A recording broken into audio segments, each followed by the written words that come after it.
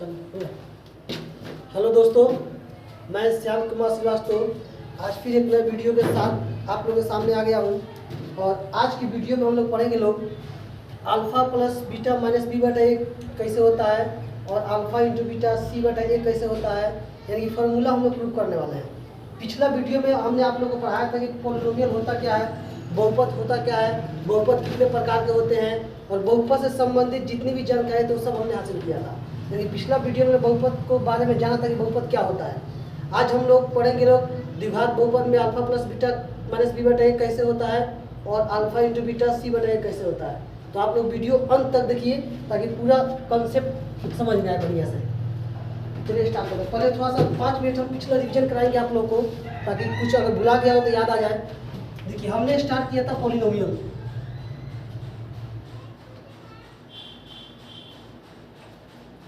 जिसको कहा गया था बहुपद।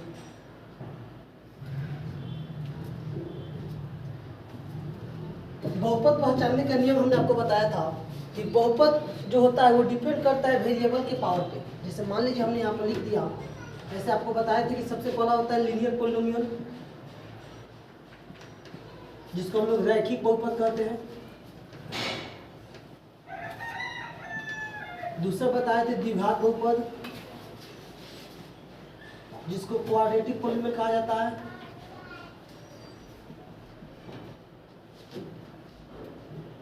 तीसरा में बताया था त्रिघात बहुपद,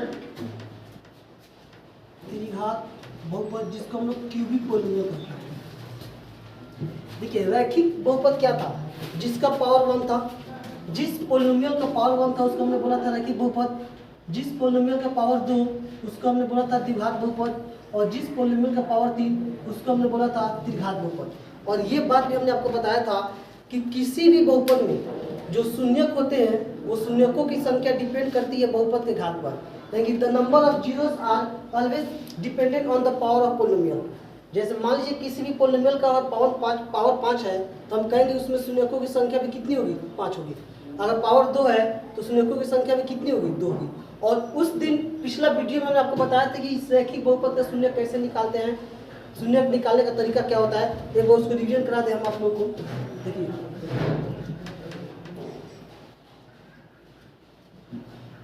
अगर मान लीजिए हम एक रैखिक बहुपद यहाँ लिखते हैं 2x + 5, एक ये बहुपद लिखे, एक बहुपद हमने ये लिखा x + 4, दो बहुपद हमने यहाँ पर लिख दिया। ये दोनों का दोनों बहुपद है। क्यों बहुपद है? क्योंकि हमने आपको बताया था बहुपद उसी को कहेंगे वैसा बीजीय व्यंजक जिसमें चर का घात हमेशा धनात्मक पूर्णांक हो। चर का घात, चर का मतलब क्या, एक्स वाई जेड, चर का घात हमेशा धनात्मक पूर्णांक हो, उसी को हम क्या कहेंगे, बहुपद कहेंगे। और ये सब का सब क्या था, बीजीय व्यंजक था। तो रैखिक बहुपद में शून्य कौन निकलता है, बस एक शून्य निकलता है। और शून्य के बारे में हमने आपको बताया था शून्य क्या होता है, किसी भी बहुपद में चर का वैसा मान जिसे उस बहुपद में चर के जगह पर रख दिया जाए, उस बहुपद का मान क्या हो जाए, 0 हो जाए, उसी को हम लोग कहते हैं शून्य। अब इसमें रैखिक बहुपद का शून्य निकालने का तरीका क्या था, यहाँ बताइए, यहाँ पावर 1 है, इसका मतलब इसमें शून्य भी कितना होगा, 1 होगा। तो इसका शून्य कैसे निकालें, x के जगह पर वो कौन सा मान रखा जाए ताकि इसका वैल्यू 0 हो जाए। तो आपके दिमाग में आएगा कि यहाँ +4 है, अगर यहाँ -4 लिख दे तो ये 0 हो जाएगा, 0 आ जाएगा। यानी कि -4 पर इस पॉलिनोमियल का वैल्यू क्या हो जा रहा है, 0 हो जा रहा है। इसका मतलब ये हुआ ये -4 इस बहुपद का एक शून्य कहलाएगा। अब इस -4 के अलावा ऐसा कोई मान नहीं है जिसको हम यहाँ रख दे तो इसका वैल्यू 0 हो जाए, बस ये -4 है। तो इसका मान 1 क्यों निकला, क्योंकि इसका पावर कितना है, 1 है। यानी कि पावर 1 है तो शून्यकों की संख्या भी कितनी हुई, 1 हुई। अब इसमें अगर हमको शून्यक निकालना है तो शून्यक हम कैसे निकालें, तो आप या तो जनरली आप अगर मान लीजिए ऑब्जेक्टिव में ऐसा कोई क्वेश्चन आ जाए तो आपको बनाने की तो जरूरत है नहीं, +4 है, शून्यक पूछ रहा है, बस साइन इसका उल्टा कर दीजिए। +4 है तो क्या हो जाएगा, -4 इसका शून्यक हो गया। या फिर मान लीजिए एक और क्वेश्चन हम लिख दिए x + 7, पूछेंगे इसका शून्यक क्या होगा, तो +7 है, आंसर क्या आ गया, -7 आ गया। या फिर हमने कह दिया x - 7, कहेंगे इसका शून्यक क्या होगा, -7 है, क्या हो जाएगा, +7 इसका शून्यक हो जाएगा। ये सब शून्यक क्यों हो रहा है, क्योंकि ये वह मान है जिसको इस x के जगह पर रख दिया जाए +7 -7 और ये -4, इसका शून्य क्यों कहलाएगा? क्योंकि ये वो मान है जिसको हम इस x के जगह पर रख रहे हैं, इस बहुपद का वैल्यू 0 हो जा रहा है, इसलिए हम इसको क्या बोलेंगे, ये तीनों का तीनों इसका शून्य है। अब हम आपसे ये पूछे, मान लीजिए कोई एक बहुपद है, कोई भी एक बहुपद है जिसका एक शून्यक -3 है, कोई एक बहुपद है जिसका एक शून्यक -3 है, तो उस बहुपद का एक गुणनखंड क्या होगा? तो ये -3 है, तो किसका मान -3 हो सकता है? x + 3 का। अगर ये बहुपद x + 3 होगा तो इसका शून्य क्या आएगा? -3 आएगा। यानी कि अगर ये शून्यक दे तो हम ये निकाल सकते हैं, ये दे तो ये निकाल सकते हैं, या फिर मान लीजिए अगर क्वेश्चन आपके सामने ऐसे दे दे 2x + 5 का शून्य क्या होगा, तो इसका आंसर क्या होगा? -5 +5 है तो -5। ये जो कोफिशिएंट है वो वैल्यू कहाँ आएगा? नीचे आएगा। ये -5/2 क्या हो गया? इसका एक शून्यक हो गया। अगर आप बना के निकालना चाहते हैं तो आपको ऐसा करना पड़ेगा। देखिए मान लीजिए 2x + 5 है, इसको बहुपद का हम कोई एक नाम ले लेते हैं p(x). p(x) का मान हो गया 2x + 5। हमें इसका शून्यक निकालना है, तो हम जानते हैं कि शून्यक के लिए जो शून्यक मान निकलता है, वो शून्यक मान में x के जगह पर जो वैल्यू रखते हैं उसका वैल्यू क्या होता है? 0 होता है। इसका मतलब p(x) का वैल्यू क्या आना चाहिए?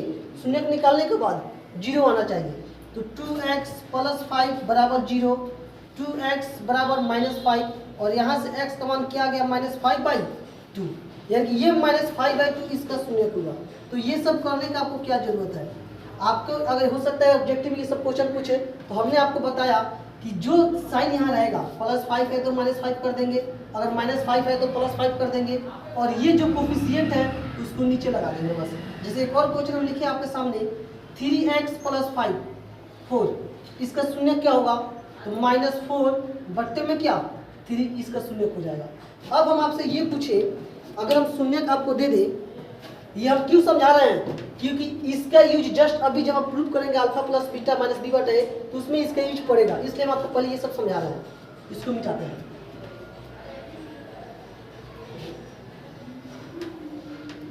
अब हम आपसे कहें कोई एक रैखिक बहुपद है जिसका एक शून्यक -2 है, और कोई एक दूसरा रैखिक बहुपद है जिसका एक शून्यक -2/5 है। तो बताइए इस शून्य के लिए वो रैखिक बहुपद का मान क्या होगा, और इस शून्य के लिए वो रैखिक बहुपद का मान क्या होगा? तो ये -2 कब हो सकता है? -2 है तो शून्य जो बहुपद निकलेगा उसमें प्लस आना चाहिए, x + 2 ये बहुपद हो गया, यानी -2 है तो क्या लगा दिए? +2। अब हम पूछेंगे इस x + 2 का शून्य क्या होगा? तो -2 होगा। फिर यहाँ देखिए -2 है तो क्या हो गया? x + 2 आ गया, और ये जो मान नीचे, ये नीचे मान कहाँ से आता है? ये किसका कोफिशिएंट होता है? x का कोफिशिएंट होता है, यानी कि ये 5 कहाँ पे आएगा? यहाँ पे आएगा। तो ये शून्यक देगा तो बहुपद हम ऐसे निकाल सकते हैं। अगर हम आपसे ये कह दें कि कोई एक बहुपद है जिसका एक शून्यक अल्फा है, खूब ध्यान समझिएगा, कोई एक बहुपद है जिसका एक शून्यक अल्फा है, तो उस बहुपद का एक गुणनखंड क्या होगा? तो बताइए प्लस अल्फा है कि नहीं है? जब बहुपद के गुणनखंड निकालेंगे तो x - अल्फा होगा कि नहीं होगा? बिल्कुल होगा। अभी जस्ट हमने आपको बताया है -2 है तो बहुपद क्या होगा? x + 2 होगा। सेम उसी तरह कोई एक द्विघात बहुपद की बात करें हम, या मान लीजिए रैखिक बहुपद की भी बात कर रहे हैं जिसका एक शून्यक अल्फा है, उस बहुपद का एक गुणनखंड क्या आएगा, या वो बहुपद क्या आएगा? x - अल्फा आएगा। प्लस अल्फा है तो माइनस अल्फा हो जाएगा। अब हम आगे बढ़ते हैं। अब एक द्विघात बहुपद के एग्जांपल आपको देते हैं। देखिए द्विघात बहुपद हमने आपको बताया था, क्वाड्रेटिक पॉलिनोमियल बताया था। The standard form of quadratic polynomial is ax² + bx + c. It is the standard form of quadratic polynomial. A is the coefficient of x², b is the coefficient of x and c is the constant term.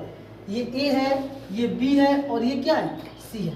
आप 9th class में पढ़े होंगे बहुपद का गुणनखंड, द्विघात बहुपद का गुणनखंड आप 9th क्लास में पढ़े होंगे। जैसे हम आपके सामने एक एग्जांपल लिखते हैं, अब यहाँ से थोड़ा ध्यान समझिएगा लोग।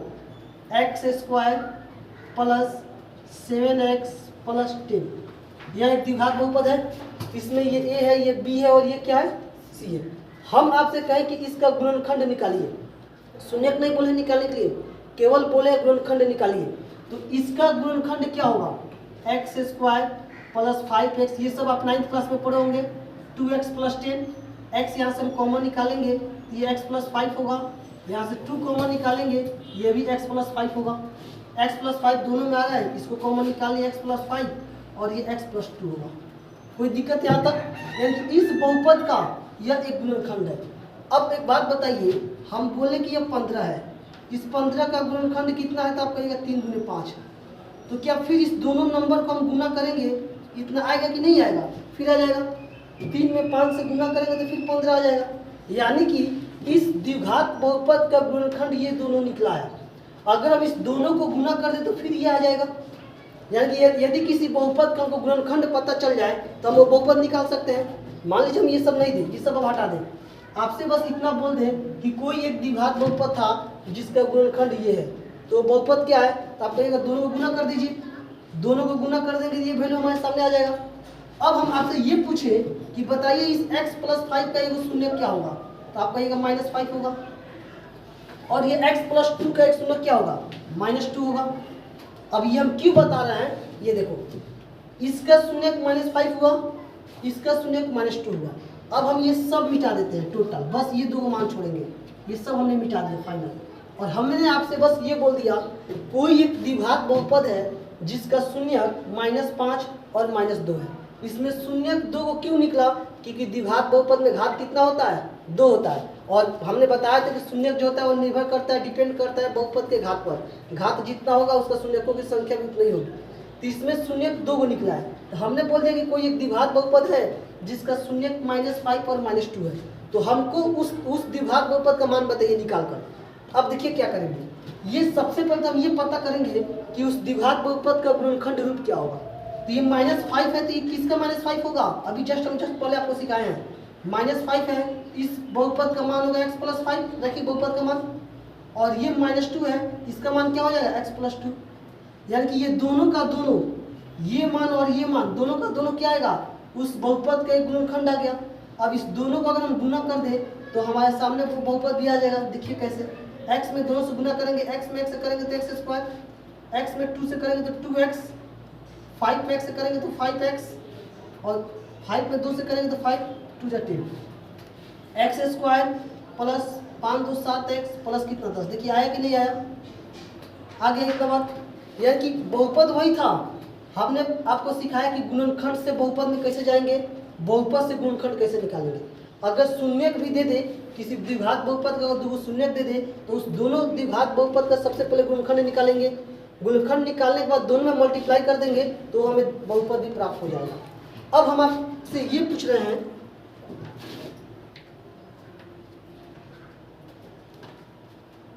चलिए देखिए इधर।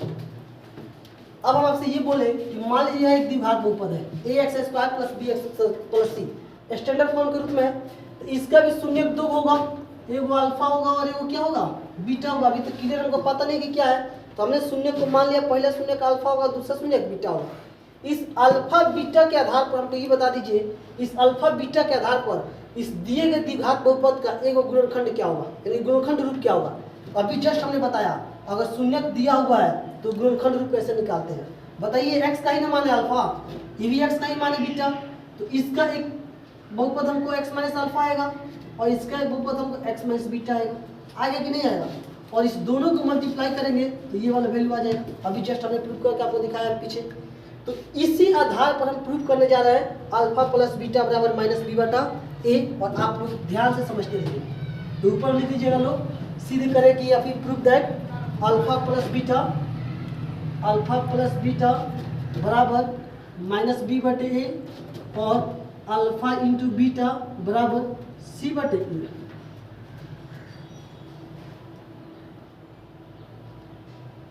कोरोना के चलते 10th क्लास का पढ़ाई चौपट हो गया है, खत्म हो गया है। बस स्टूडेंट सबके पढ़ाई में ही कोरोना फैला हुआ है, बाकी कहीं नहीं है। देखो आप ये बात जानते हैं, द्विघात बहुपद का मानक रूप ax² plus bx plus c होता है। द्विघात बहुपद माना कि इसे लिख लीजिए, द्विघात बहुपद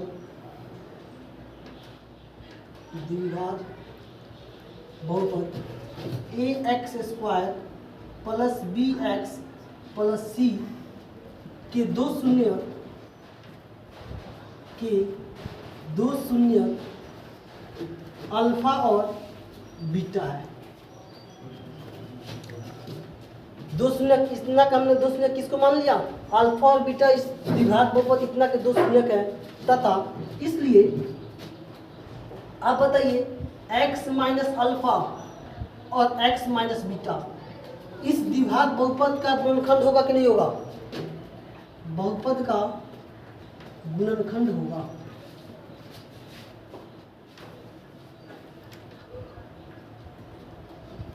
द्विघात बहुपद इतना के दो शून्य का अल्फा बीटा हमने माना। अगर ये दोनों शून्यक है तो x माइनस अल्फा और x माइनस बीटा ये दोनों का दोनों इसका गुणनखंड होगा। अब इस दोनों को हम गुना करेंगे तो फिर ये वैल्यू हमारा आ जाएगा। तो हम लिख सकते हैं इसलिए ax स्क्वायर चूंकि ax square plus bx plus c बराबर हम लिख सकते हैं x माइनस अल्फा और x माइनस बीटा। क्यों हमने इतना लिखा? क्योंकि ये दोनों इसी द्विघात बहुपद का गुणनखंड है। और अभी जस्ट हमने बताया आपको अगर यहाँ 15 लिखा हुआ है तो 3 गुने 5 करेंगे तो दोनों को गुना करेंगे तो वैल्यू हमेशा बराबर आएगा। इस दोनों को भी गुना करेंगे तो वैल्यू इतना ही आएगा।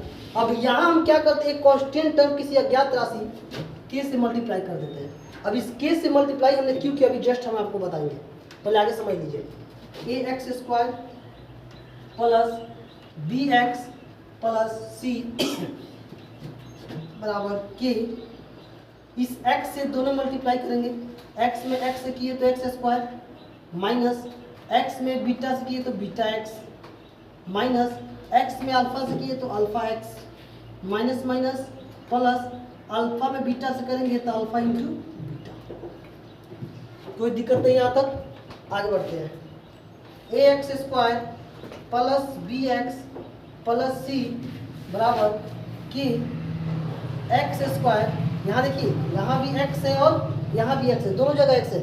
हम इसमें से x कॉमन निकाल सकते हैं। x अगर कॉमन निकाले तो क्या हो जाएगा? Alpha minus minus plus beta फिर प्लस अल्फा इंटू बीटा। ये जो हमने लिखा ये मान किसके इक्वल है? इसके इक्वल है। तो यह भी एक फॉर्मूला है। अगर किसी द्विघात बहुपद में शून्यकों का योग दे दे और शून्यकों का गुणनफल दे दे तो आप इस फॉर्मूला की सहायता से आपको द्विघात बहुपद निकाल सकते हैं। इस पर क्वेश्चन आपको 2.2 में दिया हुआ है। इसको भी हम ब्रैकेट में बंद कर देते हैं क्योंकि ये भी एक प्रकार का फॉर्मूला है। अगर हम आपसे पूछे द्विघात बहुपद निकालने का फॉर्मूला क्या होता है तो आप कहिएगा k into x square minus alpha plus beta into x plus alpha into beta. ये क्वाड्रेटिक पॉलिनोमियल निकालने का ये फॉर्मूला है। आगे हम बढ़ते हैं। ax square plus bx plus c बराबर इस k से सब में मल्टीप्लाई होगा kx square minus k into x into alpha plus beta फिर plus k into alpha into beta. अब देखिए आप ध्यान से यहाँ भी एक्स स्क्वायर यहाँ भी एक्स स्क्वायर यहाँ भी एक्स यहाँ भी एक्स यहाँ भी कांस्टेंट टर्म यहाँ भी कांस्टेंट टर्म। तो हम समान पदों की तुलना कर सकते हैं। समान पदों की तुलना करने पर समान पदों की तुलना करने पर नीचे दिखाई दे रहा है हम लिख सकते हैं के एक्स स्क्वायर बराबर ए एक्स स्क्वायर। फिर आगे बढ़ते हैं माइनस के x into alpha plus beta बराबर बी एक्स। फिर आगे बढ़े कि अल्फा इंटू बीटा बराबर क्या सी। ठीक है, इतना यहाँ तक दिखाई दे रहा है? इसके नीचे नहीं दिखाई दे रहा है? रोक दिएगा वीडियो? तो यहाँ तक दिखाई दे रहा है ना? चलिए अब यहाँ से हम इधर बढ़ जाते हैं आगे थोड़ा। देखिए इसी बात को हम यहाँ लिखते हैं कि एक्स स्क्वायर बराबर ए एक्स स्क्वायर माइनस के x into alpha plus beta बराबर बी एक्स। और लास्ट हम लिख लेते हैं कहाँ? यहाँ पर कर लेते हैं कि अल्फा इंटू बीटा बराबर क्या। देखिए तीन रूप था, तीन टर्म दिया हुआ है। एक टर्म ये है, एक टर्म ये है और एक टर्म ये है। ये 3 टर्म है, इधर भी 3 गो टर्म है, फर्स्ट सेकेंड और थर्ड। तो एक्स स्क्वायर को एक्स स्क्वायर के इक्वल किए, एक्स वाला को एक्स के इक्वल किए, बिना एक्स वाला को बिना एक्स के इक्वल किए, और ये तीनों काम हमने यहाँ पे कर दिया। अब बताइए एक्स स्क्वायर से एक्स स्क्वायर क्या हो गया, कैंसिल हो गया, तो के का मान कितना आ गया, ए आया। अब यहाँ भी एक्स से एक्स क्या हो गया, कैंसिल हो गया, और के का मान हमने क्या निकाला है, ए, तो इस के का जब हम ए लिख सकते हैं, और यहाँ हो जाएगा अल्फा प्लस बीटा बराबर कितना, बी। तो यहाँ से अगर अल्फा प्लस बीटा के हम मान निकाले तो हो जाएगा ये माइनस इधर आ जाएगा, माइनस बी बाई बी। पहला फॉर्मूला ये हमने प्रूव किया, अल्फा प्लस बीटा बराबर माइनस बी बटा ए। यहाँ देखिए के का मान ए है, ये अल्फा इंटू बीटा बराबर कितना, सी। तो अल्फा इंटू बीटा बराबर सी का सी, ये कहाँ आ जाएगा, नीचे आ जाएगा, यानी कि अल्फा इंटू बीटा बराबर सी बटा ए। तो 3 फॉर्मूला हमने आपके सामने प्रूव किया। पहला हमने ये प्रूव किया द्विघात बहुपद निकालने का फॉर्मूला क्या होता है, दूसरा हमने प्रूव किया alpha plus beta minus B बटा ए क्यों होता है, और तीसरा हमने प्रूव किया अल्फा इंटू बीटा सी बटा ए क्यों होता है। तो अगर इस टोटल जितना हमने ये प्रूव किया, देखिए केवल फॉर्मूला लिख कर फॉर्मूला रखिए मत, आप सोचिए कि वो फॉर्मूला आखिर आया कहाँ से है, उसको निकाला कहाँ से गया है, तो कुछ ना कुछ तो उसका सोल्यूशन होगा ना, किसी फॉर्मूला का ऑटोमेटिक तो नहीं लिख दिया गया होगा। इसलिए हम पहला वीडियो में आपको बताया था कि कोई भी फॉर्मूला अगर हम लिखेंगे तो उसको हम प्रूव करके दिखाएंगे। दरअसल बात यह है कि हमको ज़्यादा समय मिल नहीं पाता है, इसलिए डेली वीडियो हम बना नहीं पाते हैं, लेकिन जब भी हमको समय मिलेगा हम आप लोगों के लिए वीडियो बनाते रहेंगे। और आप लोग अगर वीडियो देखते हैं तो कम से कम वीडियो को लाइक कमेंट शेयर भी कीजिए, ताकि इस तरह बनाने वाला का हौसला कम से कम बढ़े और वो वीडियो बनाए। चलिए देखिए यहाँ तक हमने प्रूव किया alpha plus beta minus b by a और alpha into beta c by a. अब इस आधार पर चैप्टर में कौन कौन सा क्वेश्चन दिया हुआ है वो हम आपको बता रहे हैं। ये सब इसका स्क्रीनशॉट एक ले लीजिए, या फिर आप इसको एक बार 2 बार देख लीजिए तो ऑटोमेटिक दिमाग में सेट हो जाएगा। चलिए इसको मिटा देते हैं।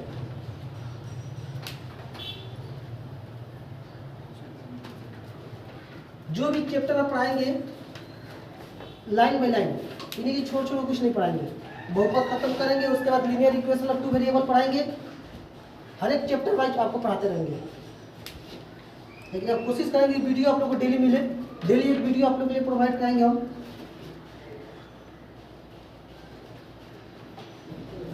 देखिए हम बात करते हैं सबसे पहले, देखिए 2.1 में तो कुछ है नहीं, बस ग्राफ दे दिया है, ग्राफ दे के आपको बताना है कि शून्यकों की संख्या कितनी होगी।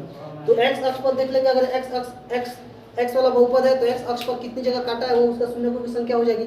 हम डायरेक्ट स्टार्ट करते हैं 2.2। क्वेश्चन बाय क्वेश्चन बनाएंगे नहीं, जिस चैप्टर में जितना इंपॉर्टेंट क्वेश्चन होगा, जितने टाइप पर क्वेश्चन होगा वो सब हम बना देंगे। बाकी क्वेश्चन आप लोग घर पे खुद से प्रैक्टिस कर लीजिएगा, ठीक है। देखिए 2.2 में अगर पहला क्वेश्चन की हम बात करें तो सबसे पहला क्वेश्चन आपको दिया हुआ है, निम्न द्विघात समीकरणों के शून्य ज्ञात करें तथा इसके शून्यकों और गुणांकों की सत्यता की जांच करें। यानी कि आपको अल्फा बीटा भी निकालना है और जांच भी करना है कि आपका आंसर सही है या फिर गलत है। हम स्टार्ट करते हैं, आपके चैप्टर का ही 3 क्वेश्चन हम लिखेंगे। सबसे फर्स्ट क्वेश्चन लिखते हैं 4s² माइनस 4s प्लस 1। एक क्वेश्चन में ये लिखा, इसका शून्यक निकालना है और शून्यकों तथा गुणांकों की सत्यता की जांच करनी है। दूसरा अगर हम बात करें, दूसरा क्वेश्चन आपके सामने हम लिख देते हैं t² माइनस 15, भी आपकी किताब का ही क्वेश्चन है। इसी टाइप पर आपका एग्जाम्पल में ये क्वेश्चन दिया हुआ है x² माइनस 15, ठीक है।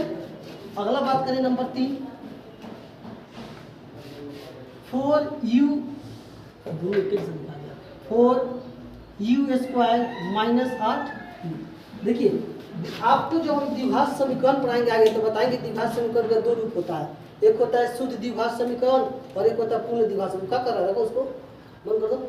देखो ये आपको जस्ट हमने बताया, ये ए है, यानी कि x² के कोफिशिएंट को ए बोलेंगे, x के कोफिशिएंट को b बोलेंगे और बिना x वाला को c बोलेंगे। अगर बाय द वे मान लीजिए हम यहाँ से लिखे ऐसे 4s² माइनस 5 x कर लेते हैं और आपसे हम कहें a b और c का मान बताइए, तो ये a का मान है, b वाला टर्म तो इसमें देवे नहीं किया है, तो b वाला टर्म नहीं दिया, इसका मतलब b का मान 0 है और ये क्या कहलाएगा, c का मान कहलाएगा। ये a हो गया, b वाला टर्म 0 है, c का मान कितना आ गया 5। या फिर हम दूसरा क्वेश्चन लिखे x² minus 5 x square minus 5 को मिलेगा। इसमें कहेंगे ए बी और सी का मान बताइए। तो ए का मान 1 है, बी का मान, इसमें बी वाला टर्म इसमें मैंने एक लिखा है, दूसरा लिखते हैं एक्स स्क्वायर प्लस 4x। कहेंगे इसमें ए बी और सी का मान बताइए। तो ये ए का मान 1 हो गया, बी का मान 4 हो गया, सी वाला टर्म इसमें देवे नहीं किया है, जो टर्म नहीं दिया उसका मान क्या हो जाएगा, 0 हो जाएगा। तो ए बी और सी ये तीनों आप पहचानने में तो कोई दिक्कत होगा नहीं। एक्स स्क्वायर के कोफिशिएंट को ए बोलेंगे, the coefficient of x square that is called a, the coefficient of x is called b and the constant term is called c. ये ए बी और सी है। अब इसको हमने क्यों बताया, क्योंकि जब इसको वेरीफाई हम लोग करेंगे, जांच करेंगे, तो इसकी सहायता से ही करना पड़ेगा। चलिए देखिए, द्विघात बहुपद से शून्य निकालने का क्वेश्चन 3 ही टाइप का आएगा। या तो तीनों टर्म देगा, या तो 2 टर्म देगा, पहला टर्म और लास्ट टर्म, या तो शुरुआत का 2 टर्म देगा। फिर आपके दिमाग में आता होगा सर अगर लास्ट का 2 टर्म दे दिया तब, तो ये टर्म तो कब दे नहीं सकता है। कैसे, अगर ये टर्म हटा देगा तो इसको हम द्विघात बहुपद को नहीं करेंगे, ये द्विघाती बहुपद नहीं कहलाएगा। तो ये मत सोचिएगा कि आगे का 2 टर्म दे देता हूँ, ये टर्म दे देगा तो आप ऐसे ही बना सकते हैं, -1/4 हो जाएगा, क्योंकि ये रैखिक बहुपद हो जाएगा। तो द्विघात बहुपद हम पढ़ रहे हैं तो फिक्स है कि पहला टर्म तो हमेशा देगा एक्स स्क्वायर वाला टर्म। चलिए अब बनाना शुरू करते हैं। आप लोग 9th क्लास में द्विघात बहुपद का गुणनखंड पढ़े होंगे। 9th क्लास में गुणनखंड पढ़ना था द्विघात बहुपद का, यानी कि सबसे पहले हम इसका गुणनखंड निकालते हैं। इसका गुणनखंड करते गुणनखंड होगा क्या, और गुणनखंड आने के बाद हमने आपकी जस्ट शुरुआत में आपको बताया कि गुणनखंड जब आ जाता है तो शून्य कैसे निकालते हैं। इसका हम गुणनखंड करते हैं। तो गुणनखंड करने का तरीका क्या होता है, इस शुरू वाला को इस लास्ट से मल्टीप्लाई करते हैं। एक एक स्टेप बाय स्टेप समझिएगा। हम मान के चलते हैं कि आपको कुछ नहीं आता है, आप 9th क्लास में नहीं पढ़े हैं, हम एकदम स्टार्टिंग से बता रहे हैं। इस शुरू वाले को एक्स स्क्वायर का जो कोफिशिएंट होता है स्टार्टिंग में होता है, इस नंबर को सबसे लास्ट वाले नंबर से मल्टीप्लाई करते हैं। तो 4 एकम 4 हम यहाँ लिख देते हैं। अब इसका हम फैक्टर तोड़ेंगे। इस 4 का फैक्टर कितना होगा, 2 दूनी 4। इस आए हुए फैक्टर में ही इस ये जो फैक्टर आया हुआ है इसी में आपको सोचना है कि किस किस नंबर को जोड़ दे या फिर किसको घटा दे ताकि ये 4 आ जाए। तो आप बताइए, 2 में 2 घटाएंगे तो 4 आएगा, कब नहीं आएगा। 2 में 2 जोड़ेंगे तब 4 आएगा। तो यहाँ हम लिखेंगे 4s square minus 2 plus 2 into S plus कितना 1। फिर आगे बढ़े, 4s स्क्वायर 2 में s से मल्टीप्लाई किए तो 2s प्लस माइनस माइनस, 2 में s से मल्टीप्लाई किए तो 2s प्लस 1 है तो प्लस 1। यहाँ से देखिए, यहाँ भी 2s है और इसमें भी 2s है, 2 एकम 2 2 दूनी 4। यहाँ भी s है और यहाँ भी s है, तो इसमें से हम 2s कॉमन निकाल सकते हैं। अब 2s जब कॉमन निकाले तो 2 के पहाड़ा में ये 4 कितनी मत में आएगा, 2 मत में आएगा। इसके पास 2 गो s था, 1 गो s हमने निकाल लिया, 1 गो s बचेगा कि नहीं बचेगा। फिर माइनस, ये 2s का पूरा का कनपट्टी पकड़ के बाहर खींच दिए। ये s है 25 मत समझिएगा। 2s का 2s हमने बाहर निकाल लिया, तो जब ये हटिए गया तो इसकी जगह पर क्या होगा, 1। एक बात याद रखिएगा, एक वो नंबर है जो हर एक नंबर में रहता है लेकिन दिखाई नहीं देता है। जैसे ये 2s हट गया तो इसकी जगह पर क्या आ गया, 1 आ गया। फिर माइनस 2s और 1, इसमें तो कुछ कॉमन निकल नहीं रहा है, लेकिन अभी जस्ट हम बताए हैं एक वो ऐसा नंबर है जो सब नंबर में, चाहे वो वेरिएबल हो चाहे वो कांस्टेंट हो, सब में वो रहता है। तो यहाँ से भी हम 1 कॉमन निकाल सकते हैं। जब कुछ नहीं निकलेगा तो 1 निकालेंगे। 2s प्लस माइनस माइनस 1, यहाँ भी है 2s माइनस 1 और यहाँ भी है 2s माइनस 1। अगर ये दोनों बराबर आ जाए तो समझिएगा कि सही है, अगर ये दोनों बराबर नहीं आए इसका मतलब गलत है। इसको हम एक बार लिख सकते हैं 2s माइनस 1, बच क्या गया 2s माइनस 1। यहाँ तक तो कोई दिक्कत नहीं हुआ होगा। अब इसका हमको शून्यक निकालना है, तो शून्यक निकालने का तरीका हमने बताया है। शून्यक के लिए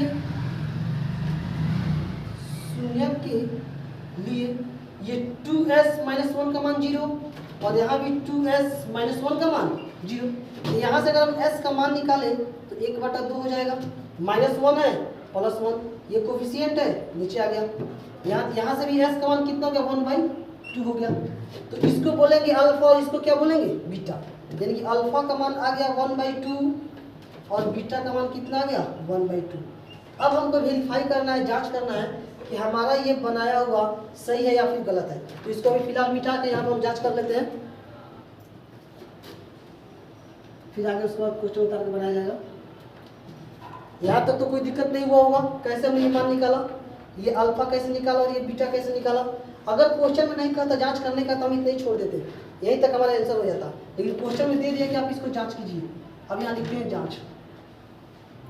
तो जांच किस पर करेंगे, शून्यकों का योग। देखिए अल्फा प्लस बीटा जो ये लिखा हुआ है इसको हिंदी में क्या पढ़ेंगे, शून्यकों का योग, और इंग्लिश में क्या पढ़ेंगे, सम ऑफ जीरोस। इसको पढ़ेंगे प्रोडक्ट ऑफ जीरोस, और ये है सम ऑफ जीरोस।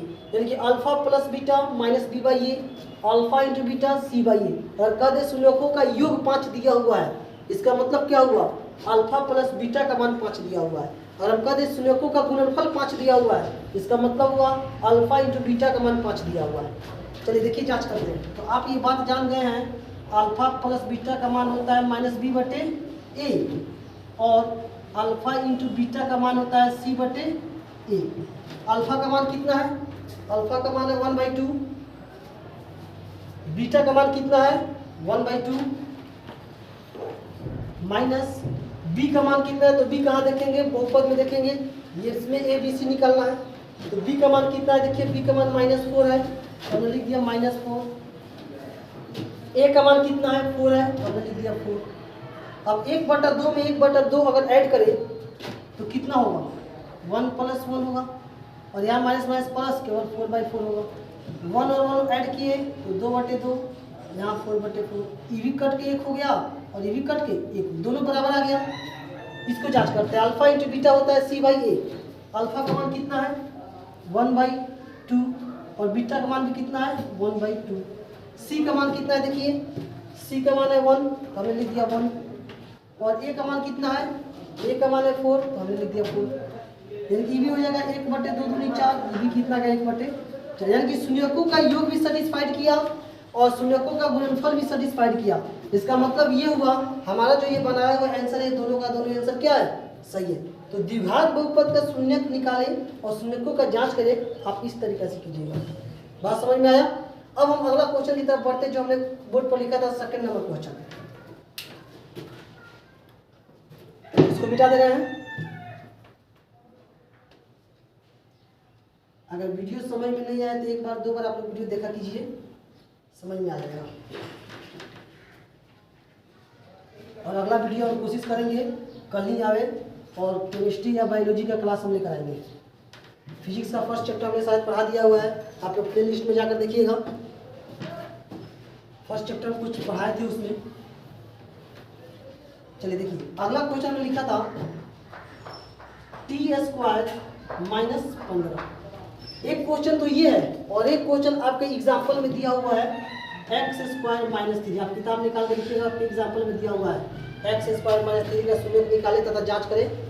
देखो इसमें क्या करना है, इसमें तो तीनों टर्म है नहीं, और ये दोनों का दोनों टाइप काफ़ी आसान होता है। तीनों टर्म में तो होता है कि शुरू में लास्ट में गुना करिए, फिर बीच वाला वैल्यू लाइए, इसमें कुछ करना ही नहीं है।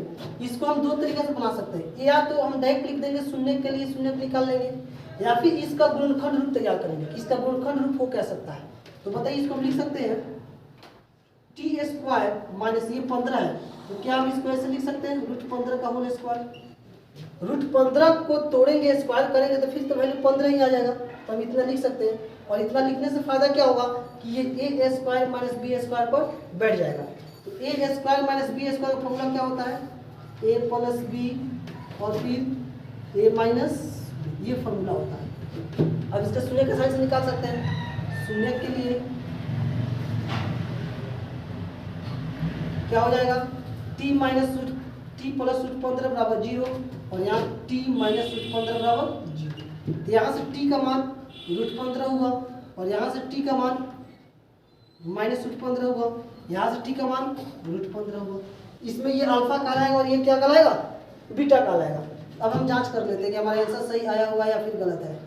ये अल्फा है और ये बीटा है। चलिए जांच करते हैं, यहाँ पे जांच कर लेते हैं। अल्फा प्लस बीटा -b/a, और alpha into beta c/a। Alpha का मान कितना है -√15 है, तो लिख दिए -√15।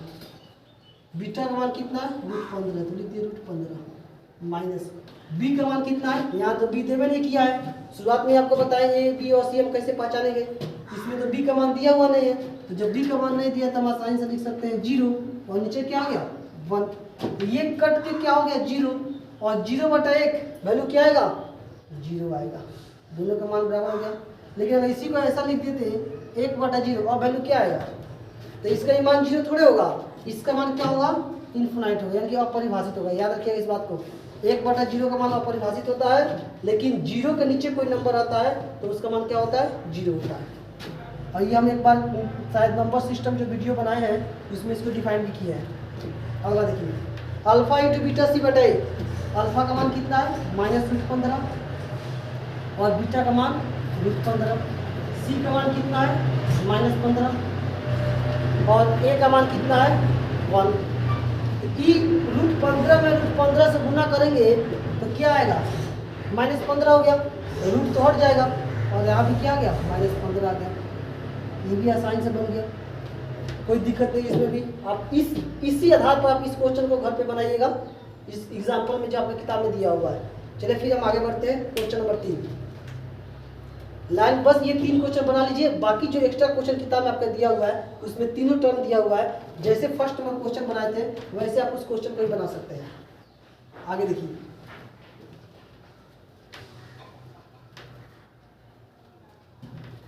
4u² - 8u, इसका बस हम शून्य निकाल देंगे, बाकी जांच आप लोग अपने मन से करिएगा। 4u² माइनस कितना 8u, इसमें क्या करते हैं सबसे पहले देख लेते हैं क्या कुछ कॉमन दोनों में से निकल रहा है। देखिए इधर यहाँ भी 4u है और इसमें भी 4u है, क्योंकि 4 के टेबल में 8 आ जाता है तब यहाँ निकाल सकते हैं 4u कॉमन हमने निकाल दिया, तो ये 4u हट गया तो ये u बचेगा कि नहीं बचेगा, क्योंकि इसके पास तो 2 u था, ये u बच गया। और ये 4 के टेबल में 8 कितना मत में आता है 2 मत में आता है। ये इस बहुपद का ये क्या कहलाएगा, जब ब्रैकेट में लिखे हैं इस बहुपद का ये गुणनखंड रूप कहलाएगा, गुणनखंड रूप ही है। अब जब गुणनखंड रूप हमको मिल गया तो हम इसका शून्य का साइन से निकाल सकते हैं, तो लिखेंगे शून्य के लिए